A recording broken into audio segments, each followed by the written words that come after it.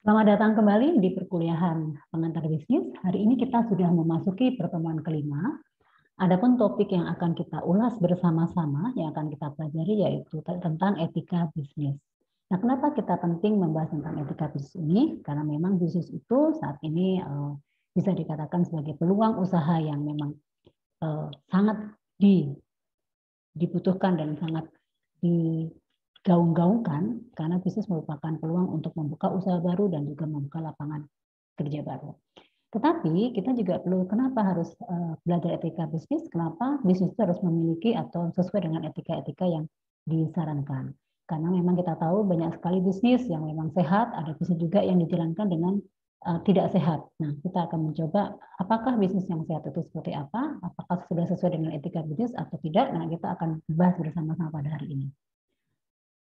Tujuan dari pembelajaran kita hari ini adalah bahwa diharapkan kepada seluruh mahasiswa atau seluruh peserta perkuliahan nantinya akan mampu benar-benar paham tentang apa sih etika bisnis itu dan kenapa penting dalam melakukan usaha atau berbisnis.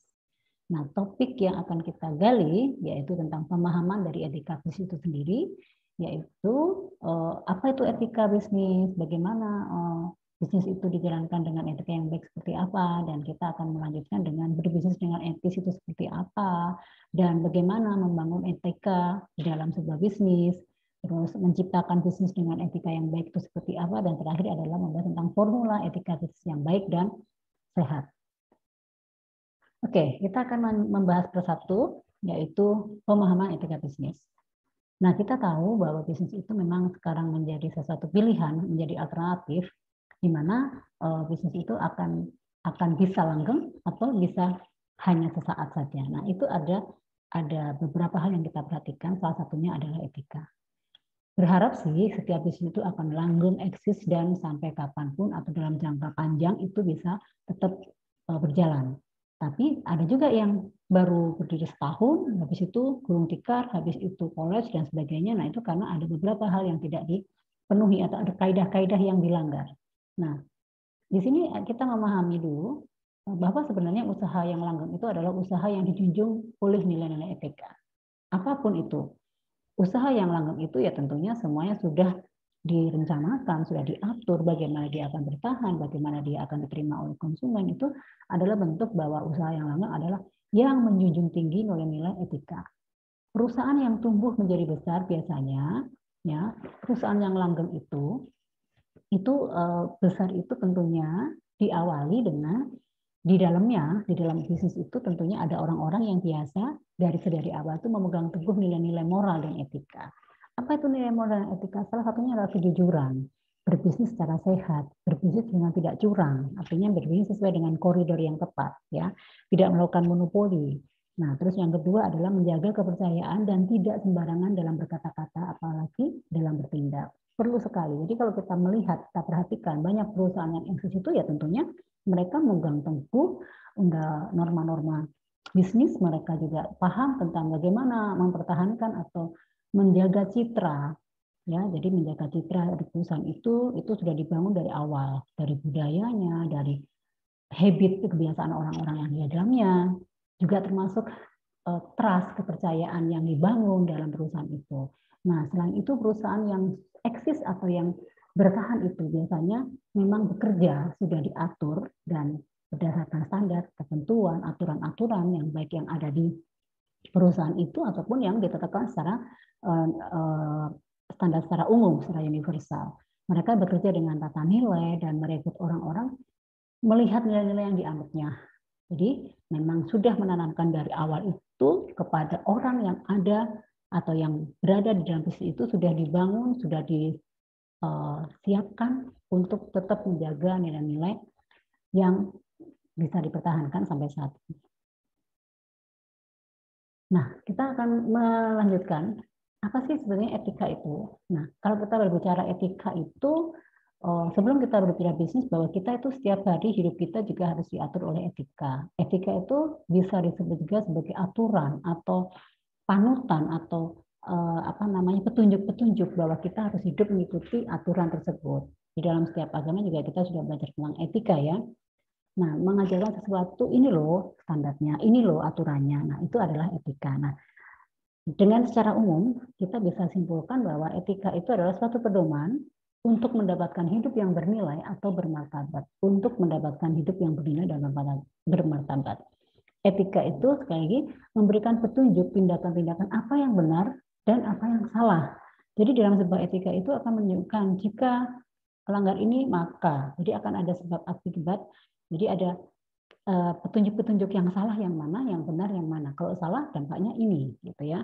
Nah, ini dalam sebuah The World Books Encyclopedia tahun 2028. Nah, itu juga bisa dilihat tahun yang ada juga bisa, bahwa etika itu mengajukan pertanyaan tentang benar dan salah dengan menggunakan metode reasoning, bukan benar-benar salah menurut kepercayaan atau tradisi. Ya, jadi pertanyaan dan juga pernyataan tentang benar dan salah dengan menggunakan metode reasoning atau alasan yang beralasan. Itu etika. Nah, sekarang kita akan mencoba mengkerucut bahwa etika itu apa. Etika juga bisa sebagai suatu studi mengenai yang benar dan yang salah dan pilihan moral yang dilakukan oleh seseorang. Jadi etika itu sekali lagi beberapa referensi menyatakan memang etika itu di situ mempelajari atau menunjukkan tentang benar dan salah atau aturan-aturan yang menyatakan mana yang benar dan mana yang salah untuk menjadi pijakan atau pilihan dari seseorang. Nah, secara bisnis kita juga bisa mengembangkan bahwa etika bisnis itu adalah menyangkut hubungan. Karena bisnis itu menyangkut organisasi, menyangkut perusahaan, maka apa yang dimaksud dengan etika bisnis itu adalah bahwa etika bisnis itu menyangkut hubungan antara perusahaan dengan orang, karena kita tahu di dalam perusahaan itu pasti banyak sumber daya atau manusia atau orang yang terlibat di dalamnya, atau orang yang menginvestasi uangnya atau investor ya, kita sering mendengarnya investor, atau hubungan kita dengan konsumen, atau hubungan kita dengan karyawan, atau hubungan kita dengan kreditur. Ya, karena kita kalau sudah bisnis besar itu pasti akan hubungan dengan supplier, pihak ketiga, hubungan dengan pesaing juga dan sebagainya. Nah, jadi etika itu ternyata bagaimana menjaga hubungan ya bisnis itu dengan pihak-pihak yang lain, dengan internal, yang eksternal dan seperti itu. Nah, contoh etika bisnis itu ya misalnya kita etika bisnis antara konsumen dan itu ya dengan produsen, bagaimana kita mempromosikan kita ke konsumen, terus ada etika yang harus dijaga gitu kan. Nah, ini juga kita memberikan contoh etika itu ada aturan-aturan yang salah dan benar. Nah, dalam hubungan bisnis dan konsumen itu ada cara mempromosikan yang benar, tapi ada juga cara yang mempromosikan dengan cara menjatuhkan atau menjatuhkan pesaing, itu harus dijaga, itu tidak boleh. Dalam hal promosi itu biasanya yang harus dijaga itu adalah bagaimana promosi itu berjalan baik, konsumen itu juga memiliki hubungan yang baik dengan ini dengan tidak menyesatkan, ya. Karena bagaimanapun konsumen itu adalah raja yang harus kita jaga, maka kita kalau berpromosi atau memberikan promosi kepada konsumen harus yang benar, tidak menyesatkan. Supaya apa? Supaya konsumen juga menjadi loyal dan dia percaya dengan apa yang kita sampaikan. Selain itu juga ada etika yang menyangkut tentang promosi barang yang menyesatkan misalnya. Kita tahu rokok, alkohol atau obat-obat terlarang itu sebetulnya memiliki menjadi pendapatan negara yang tinggi karena mungkin pajaknya dan sebagainya. Tetapi kita dilema dan ada promosi-promosi atau cara-cara secara etis bagaimana cara mempromosikan rokok dan sebagainya. Nah, sekarang kita lihat promosi rokok, alkohol dan sebagainya itu kan dipromosikan, tetapi di situ ada pesan moral tentang kesehatan, ya, tentang pesan moral tentang penyakit, karena itu supaya tidak lagi menyesatkan ke konsumen dan itu pilihan, ya, karena bisnis berhubungan dengan ini obat terlarang sebetulnya ada yang beredar karena ada yang untuk kesehatan, ada untuk pengobatan itu bisa, tetapi kan ada bagaimana cara mempromosikan yang tidak melanggar etika. Nah, dipromosikan, disampaikan, tetapi kita bisa lihat ya di billboard atau di spanduk atau di flyer-flyer atau di videotron iklan-iklan ini rokok, alkohol atau apa-apa yang sebetulnya berada di dua pihak menyesatkan atau tidak menyesatkan, makanya ada pesan moral di situ, ada pesan kesehatannya, ada pesan penyakit dan sebagainya merugikan. Nah, itu nanti di situ manusia atau konsumen itu diajak berpikir, oh ini sebetulnya merugikan dan sebagainya, ya kan? Nah, itu adalah cara-cara menjaga etika, tetapi ada sesuatu yang salah, tetapi bagaimana supaya itu tidak tidak merugikan atau tidak menyesatkan orang lain. Nah, kemudian juga ini adanya banyaknya perusahaan-perusahaan yang menekan perusahaan kecil. Nah, ini biasanya hal-hal yang monopoli, sifatnya monopoli ini yang masih suka beredar di sekitar kita, di mana seseorang yang menjadi monopoli suatu produk itu biasanya akan menawarkan ke pemasok, ke konsumen atau ke perusahaan kecil itu lebih dengan harga tinggi karena mungkin tidak ada pesaingnya. Ini juga salah. Nah, ini harus dijaga juga, jangan sampai ini, kalau ini terjadi jelas ya ini nanti sangat melanggar etika dan tentunya akan muncul pesaing-pesaing baru yang mungkin bisa mengalahkan ini. Nah, ini juga ada etika yang harus dijaga. Kalau kita lihat, kita perhatikan, kita tidak pernah melihat dokter rumah sakit atau pengacara itu mengiklankan atau mempromosikan tentang apa yang dia tekuni dan sebagainya. Karena itu banyak aturan-aturan, karena mungkin di dalam Ikatan Dokter Indonesia atau Ikatan Pengacara dan Advokasi itu ada kode etik yang tidak boleh disampaikan. Ya, mungkin itu kita amati saja, kita amati tidak banyak orang-orang yang berhubungan mempromosikan secara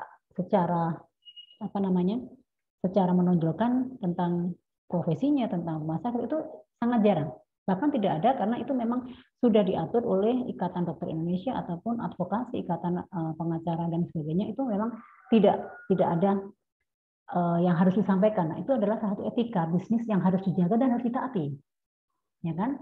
Nah, itu masih ada perusahaan yang melakukan trik kotor ya. Sekarang banyak sekali memang promosi-promosi yang mencoba menjatuhkan. Nah, itu yang tidak benar dan tidak tepat, yang itu yang namanya bisnis yang sudah melanggar etika. Dan tentunya banyak sekali contoh-contoh tentang etika bisnis yang kita temui di kehidupan kita sehari-hari. Etika dalam berinteraksi. Nah, pada dasarnya etika bisnis itu dibedakan menjadi 3, ya. Bagaimana etika itu di dalam membangun sebuah interaksi, bagaimana dia mengiklan atau mempromosikan, dan bagaimana etika kita dengan pihak ketiga. Dalam hubungan, menjaga hubungan, etika bisnis itu perlu dijaga. Lagi dalam menjaga hubungan, dalam mengembangkan sebuah bisnis itu, etika dalam berinteraksi itu perlu dijaga, ya. Dengan siapa etika itu perlu dikembangkan atau perlu dijaga? Ya, pertama, interaksi kita dengan konsumen itu sangat dijaga. Kita harus menjaga norma-norma etika, bagaimana tidak menyinggung perasaan, bagaimana tidak konsumen tidak merasa dibohongi, bagaimana tidak menyesatkan konsumen. Nah, terus yang kedua adalah hubungan atau interaksi dengan produsen lain, karena tidak semuanya produsen itu langsung ke konsumen, tapi ada beberapa produsen yang masih bekerja sama dengan produsen lain sampai ketemulah atau bisa memproduksi suatu barang yang siap sampai ke konsumen. Jadi hubungan antara produsen-produsen itu harus dijaga juga, harus dijaga etikanya.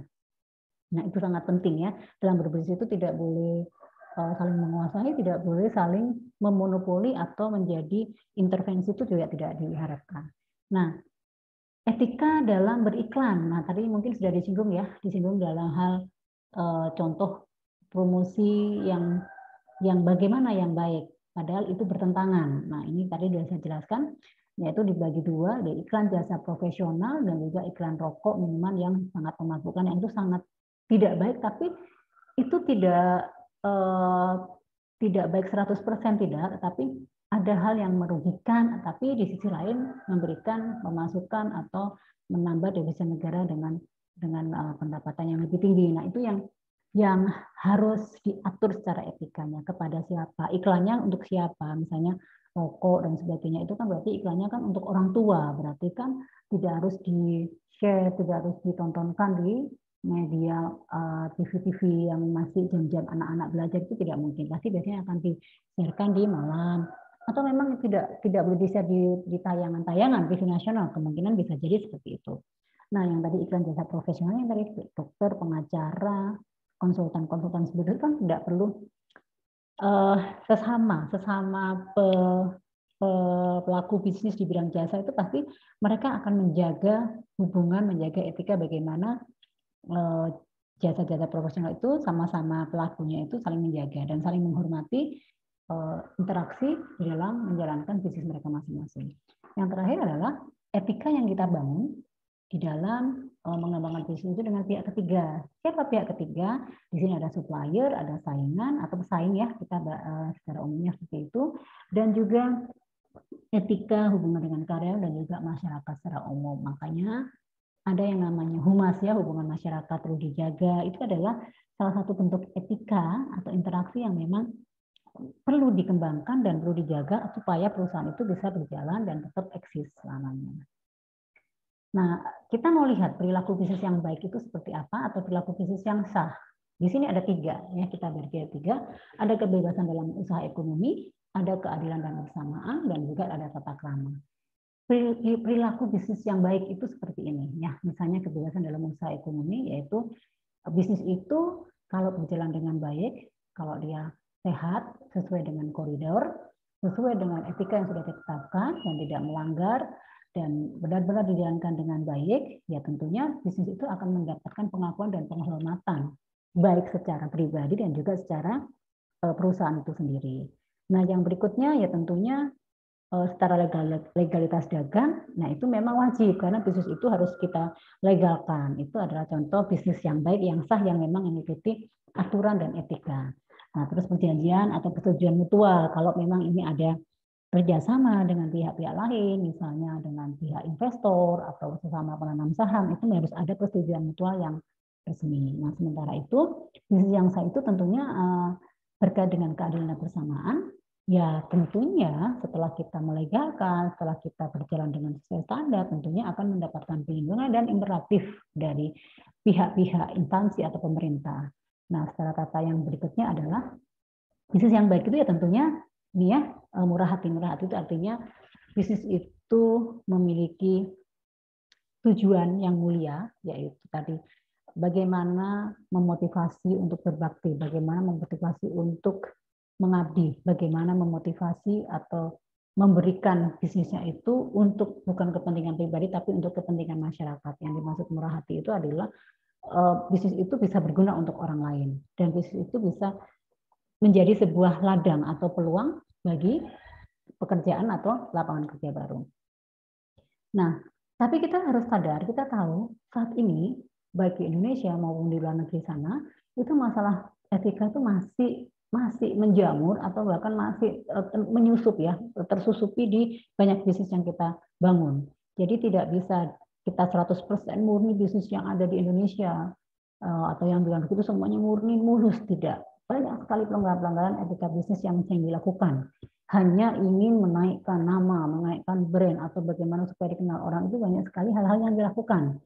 Bisnis itu juga tidak terjadi yang punyanya swasta ya, artinya bisnis perusahaan atau PT atau bisnis yang kita miliki, tetapi bisnis itu juga terjadi, etika bisnis itu juga terjadi di pemerintahan, ya kan, di instansi resmi. Nah itu seringkali banyak etika-etika yang sering dilanggar. Ini contoh, saya sampaikan beberapa contoh yang sering kali adalah etika yang dilanggar dalam melakukan bisnis ya. Misalnya menyuap ya, bagaimana kita supaya dapat perlakuan, dapat privilege kita melakukan suap, terus kita memaksa, terus kita menipu, kita melakukan pencurian, diskriminasi tidak jelas, monopoli, penimbunan, atau ini ada contoh-contoh pelanggaran yang seringkali kita lihat ya, mungkin dari kita yang pernah masuk ke sini. Contoh misalnya suap. Banyak sekali tuh mau masuk pegawai negeri, harus suap, bayar sekian puluh juta, nanti jamin gitu-gitu. Nah itu juga nggak boleh. Atau memaksa konsumen, harus beli ini nih. Nah, kita dengan cara menjatuhkan orang itu adalah sedikit pemaksaan. Terus menipu, ya menipu itu kan sekarang banyak sekali ya, melalui WA, melalui bisnis online, itu kan contoh-contoh pelanggaran etika bisnis yang terjadi yang kita tidak sadari bahwa itu adalah pelanggaran bisnis, seperti penipuan, pencurian, itu banyak sekali. Terus monopoli, ya, diskriminasi tidak jelas itu ya ada unfair, artinya ada perlakuan khusus atau istimewa karena hubungan-hubungan saudara, hubungan atau pejabat dan sebagainya, itu seringkali terjadi ya, diskriminasi tidak jelas atau kesukuan atau beda ras dan sebagainya. Ada, kita sering melihat bisnis-bisnis terjadi. Oh ini bukan orang suku ini maka kita nggak usah, atau maaf ini kita khusus bisnis yang fokusnya mayoritas beragama ini dan sebagainya, itu juga sering terjadi ya. Itu yang disebut diskriminasi tidak jelas. Diskriminasi itu adalah perbedaan. Monopoli itu juga terjadi ya, bisnis yang dimonopoli sehingga nggak diberikan kesempatan kepada orang lain yang punya kesempatan atau punya kemampuan, tetapi ini menjadi hal yang apa ya, menguasai tetapi menjadi diktator ya, semacam diktator gitu. Penimbunan ini yang sering kali terjadi ya, misalnya kayak kemarin kasus pandemi, orang berbondong-bondong menimbun APD, orang berbondong-bondong menimbun masker, padahal harusnya itu bisa di-share bagi yang membutuhkan. Akhirnya ada kesulitan atau kelangkaan, kayak ketabung kemarin juga terjadi seperti itu pada masa pandemi. Kita juga lihat dari sisi sembako, kita pernah mengalami kelangkaan, ternyata ada kelompok-kelompok orang tertentu yang menimbun. Jadi dia mengambil banyak, terus begitu langka dia jual dengan mahal tinggi. Nah, seperti yang terjadi saat ini ya. Contoh yang kita rasakan pada saat pandemi, mungkin harga masker normalnya berapa, harga vitamin, obat itu harganya berapa, harga tabung, APD berapa, tiba-tiba kita cari di lapangan sudah nggak ada, ternyata ada yang menimbun dan mereka jual dengan harga tinggi. Itu terjadi. Ya, itu contoh yang etika bisnisnya itu sudah kacau, sudah melanggar sekali, dan itu yang sangat merugikan dan sangat membebankan masyarakat ya yang membutuhkan. Nah, riba ini adalah pinjaman yang berbunga ya. Riba itu adalah bunga yang memang sangat juga merugikan. Itu nggak benar-benar riba itu atau beban administrasi itu biasanya sudah ditentukan berapa persen dan sebagainya. Tetapi kebanyakan ada masyarakat yang rentenir ya, biasanya yang memberikan riba itu dengan riba tinggi itu adalah rentenir, di mana memberikan riba yang tidak sesuai dengan aturan, mungkin melampaui atau jauh sesuai dengan standar yang ditentukan. Itu adalah masalah yang sering terjadi. Nah, sekarang kita mau bahas yang terakhir, yaitu formula etika bisnis. Jadi formula yang baik itu seperti apa sih? Bagaimana kita bisa berbisnis yang baik? Ya tentunya kita harus melihat formula. Yang pertama, jangan melakukan sesuatu kepada orang lain atas apa yang kita sendiri tidak senang menerimanya. Jadi kalau kita nggak nyaman, jangan limpahkan ke orang lain. Kalau kita tidak suka dengan A, jangan kasih ke orang lain, karena orang lain juga akan merasakan ketidaknyamanan. Jadi melayani sesama juga berarti Anda mau melihat dari kacamata orang lain. Artinya pada saat kita sama-sama apa yang konsumen butuhkan, orang lain butuhkan, dan kita bisa memenuhinya, itu adalah contoh bahwa itu contoh formula bisnis yang baik. Nah, terus masuklah ke dalam alam berpikir orang. Artinya kita tahu apa yang mereka butuhkan, apa yang mereka inginkan, apa yang mereka cari, itu mereka kita harus bisa menembus atau bisa melihat secara kasat. Jadinya kita harus tahu bagaimana harusnya kita berbuat. Nah, itu tidak menyakiti orang. Seringkali orang tidak menyadari perbuatannya akan mencelakakan. Ini yang bahaya. Pelanggaran etika itu biasanya akan mencelakakan atau merugikan orang lain. Melayani sesama juga berarti Anda menjadi seorang yang lebih dari orang yang mengembangkan orang lain. Artinya, walaupun kita owner, walaupun kita pelaku bisnis, tapi kita juga harus memiliki jiwa yang tadi disampaikan murah hati ya, melayani sesama. Artinya kita sama-sama memahami apa yang diperlukan oleh karyawan dan sebagainya. Itu adalah bagian formula bisnis, dan bisnis itu akan bertahan biasanya ya karena hal-hal gitu. Ini ada menurut Peter Kustenbaum tahun 2002, formula memahami etika bisnis adalah sebagai melayani bersama. Memang bisnis itu sebaiknya memang melayani, sama-sama membutuhkan, tidak mencari keuntungan sepihak. Jadi sama-sama dan melayani sesama. Nah, ini ada tips ya, tips yang mungkin kita perlu pelajari bagaimana kita membangun sebuah bisnis dengan etika yang baik. Tentunya satu, jangan pernah masuk ke dalam bisnis yang tidak real, apalagi yang menjanjikan kekayaan dalam waktu cepat dan instan. Itu adalah sudah bisnis yang melanggar etika. Hindarilah membaca buku-buku yang menjanjikan cara cepat, instan, dan memotong. Kompas, ya intinya seringkali kita kan tergiur dengan rayuan, tipuan, baik itu dari iklan, dari WA, dari Instagram. Nah, itu seringkali banyak hal-hal yang menyesatkan yang akhirnya menjebakkan diri kita kepada hal-hal yang salah. Nah, yakinkan dan ucapkan terus menerus dalam hati bahwa Anda mampu bekerja keras dan kerja keras selalu berakhir baik. Berbisnislah dengan nilai-nilai kejujuran, kejujuran, keadilan, persamaan, keterbukaan, win-win solution, melayani dan tanamkanlah nilai-nilai itu di usaha yang Anda bangun. Jadi kita harus menanamkan kejujuran, keadilan, persamaan, keterbukaan, win-win, melayani. Itu harus kita bangun dari pada saat kita memulai bisnis. Jangan tergoda untuk cepat berhasil. Ingatlah semua ada waktunya. Waktu yang terlalu cepat dipacu dapat berisiko negatif. Semuanya butuh proses. Jadi kita harus bisnis itu harus bisa menikmati proses. Jatuh bangunnya, berkembangnya, pada saat kita menghadapi problem atau masalah, itulah proses dalam bisnis. Kalau Anda tidak mau menjalani proses bisnis dan hanya ingin instan, itu adalah salah satu cara yang sudah tidak tepat dan bisa dibilang itu adalah cara instan dan pelanggaran sebuah etika bisnis. Yang kedua, rekrutlah karyawan yang jujur dan jalankan apa yang Anda ucapkan. Jadi kita juga sudah membangun dari karyawan, kita sudah rekrut yang jujur, yang mampu menjalankan nilai-nilai yang kita bangun gitu. Karena begitu kita membangun merekrut karyawan harus ikut apa yang kita mau. Kalau kita tidak menanamkan nilai-nilai kejujuran atau norma-norma yang baik, ya tentunya karyawan juga akan mengikuti apa yang kita jalankan. Nah, itu adalah tips-tips yang perlu kita perhatikan dalam membangun sebuah bisnis agar tidak melanggar etika. Baik, kita masuk ke dalam diskusi.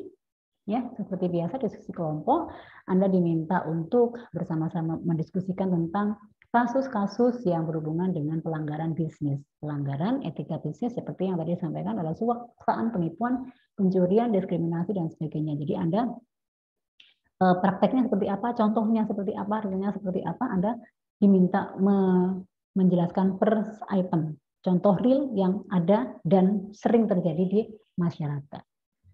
Dengan demikian, pertemuan kita hari ini saya cukupkan dan saya ucapkan terima kasih. Semoga materi hari ini memberikan manfaat yang luar biasa buat kita semua dan kita akan bertemu kembali di pertemuan yang selanjutnya. Bye.